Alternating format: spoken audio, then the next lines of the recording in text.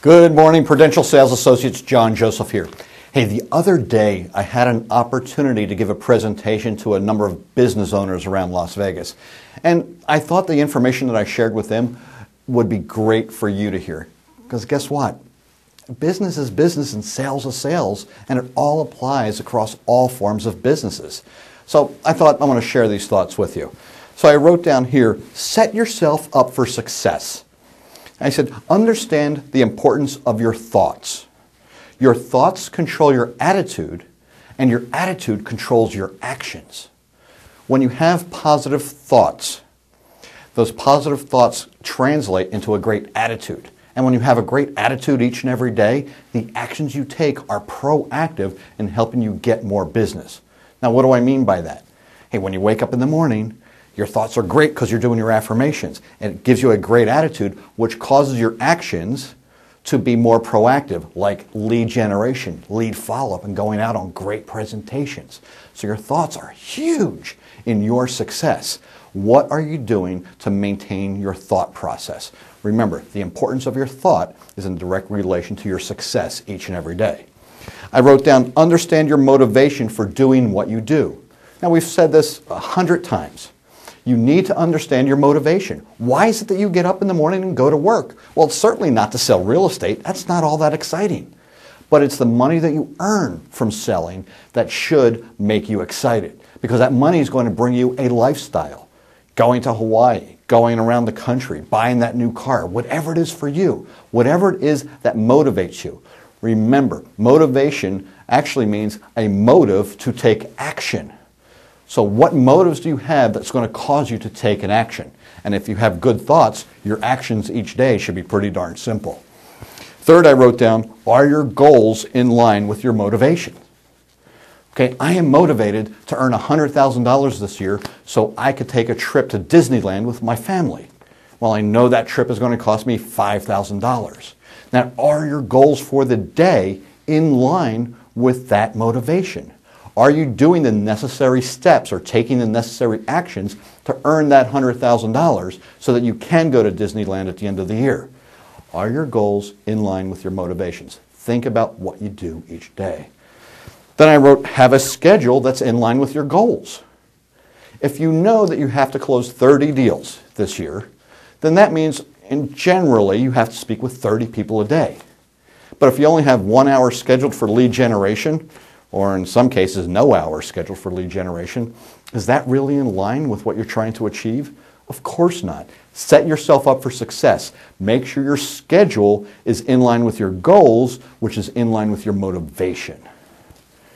Then I wrote down, schedule time to visit your motivations at the beginning and end of each day.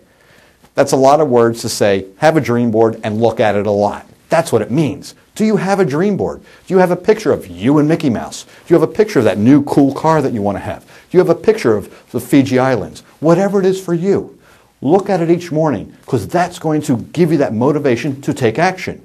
Look at it at the end of the day, and it's going to say, hey, I can't wait to get up tomorrow morning and do it again because I want these items. Then I have, always be working on your mindset. Read and listen to something great every day. Of course, stay away from the news, stay away from talk radio, and stay away from the newspaper. There's nothing good in there. Somebody told me this the other day. They watched the news and they said, good morning on the news, and then they proceeded to tell them how bad everything was. Well, that makes no sense. Why would you fill your head with negative information? That's no good. That's not going to get you anywhere. Each and every day, make sure you're listening to something great. Do your affirmations.